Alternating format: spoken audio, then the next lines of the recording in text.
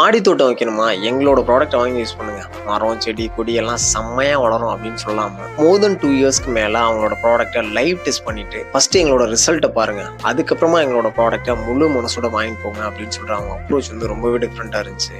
ரீசென்ட்டா நேர்ல போய் இவங்கள பார்த்தே ஆகணும்டா அப்படின்னு சொல்லி நம்மள பயங்கரமா இம்ப்ரெஸ் பண்ண ஒரு கம்பெனி தான் hot king gardening private limited. உண்மையிலேயே பிளான் பண்ணி அந்த டைமிங்க்கு போகணும்னு போலங்க.